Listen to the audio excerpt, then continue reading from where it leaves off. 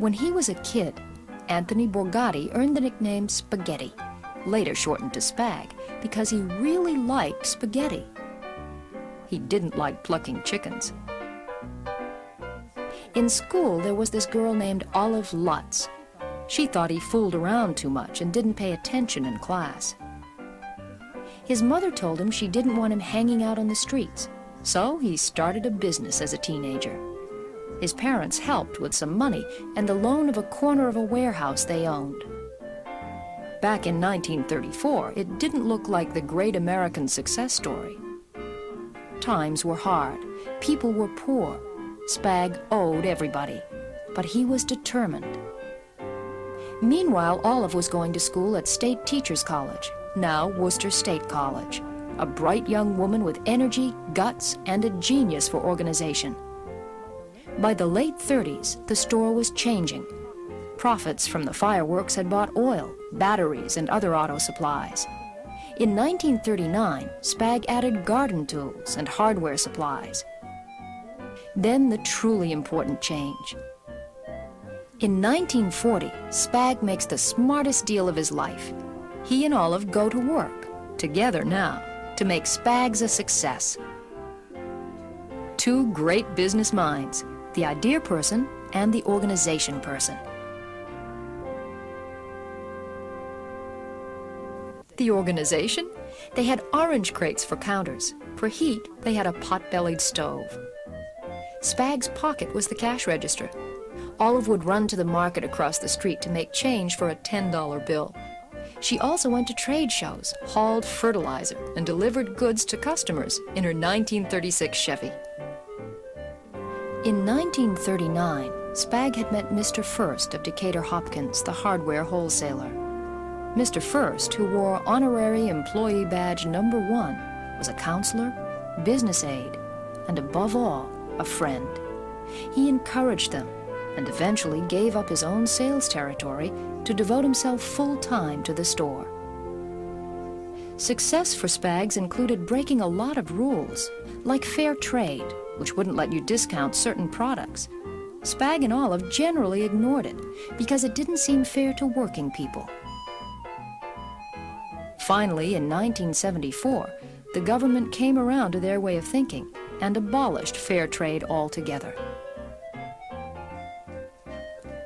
In 1945, the store first expanded. In 1947, another turning point. Toys in carload lots. Customers saw those toys heaped up in the warehouse and had to have them. It's what the business manuals call impulse buying. Before you knew it, Spags was another word for everything, in any order. So maybe you didn't expect to find the lamb's wool dusters with the paint supplies, or cotton swabs across the aisle from electrical supplies, or lawn furniture piled up next to jars of grape jelly. No business school manual would tell you to base some of your best promotions on sentiment, but it's the Spags approach. At Christmas, the oranges sell at cost, because oranges were a luxury, a big treat when Spag and Olive were kids. What kind of success did this young couple begin making for themselves back in the 40s? The most obvious is a more than $60 million a year business. Thousands of customers coming through that narrow door a day. Thousands leaving with their boxes filled with toaster ovens, window cleaners, birdseed, video games, garbage bags, smoke detectors, automotive parts, contact lens solution, plumbing supplies, you name it. They've made a lot of vendors happy too. Big ones, small ones. Those who sell directly to Spags and those who enjoy the privilege of selling their goods in the parking lots. Loyalty that's always worked both ways. Behind the ringing registers, the throngs of people, the walls piled high with merchandise, the ceilings festooned like some crazy carnival, with oriental rugs, bicycles, wheelbarrows, golf bags, light fixtures, and copper pails, there's also a strong sense of family. The office has always been in the Borgatti home, so that Olive could be there when her children got home from school. Carol, Sandy, and Jean went to good schools, but they had to help out in the store, too. Like their parents, They know firsthand that it takes hard work to make success. There's also the extended family of relatives who helped get the business going and who've been part of its growth and continuing success. And there's the family in the broadest sense, the employees and the community, all of whom have been touched in some way by Spag's and Olive's belief in helping make things better for people. Vinnie Mastro, for instance, he didn't follow the usual management career route. He started out as a paperboy. At 17, he became Spag's general manager. Ann Lehman was a school friend. She became the first female employee and stayed on for 36 years.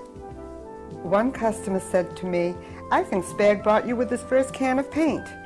In the beginning, we didn't have bins, nor registers. We would make change right out of our pockets.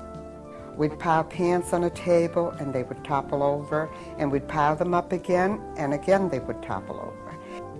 The store certainly has changed in 36 years since I started.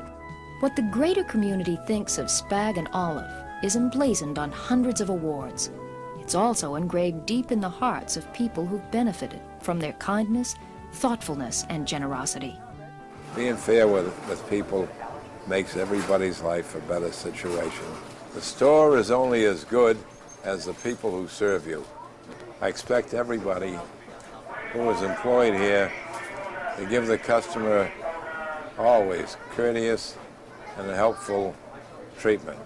We need you and you need us, and together I think we can do a good job for our friends and customers who depend on us and come here.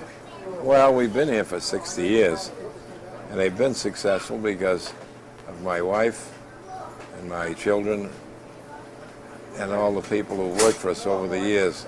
We've always had excellent help, and we're going to try to maintain that character of our help so that customers will know they're getting served with people who care.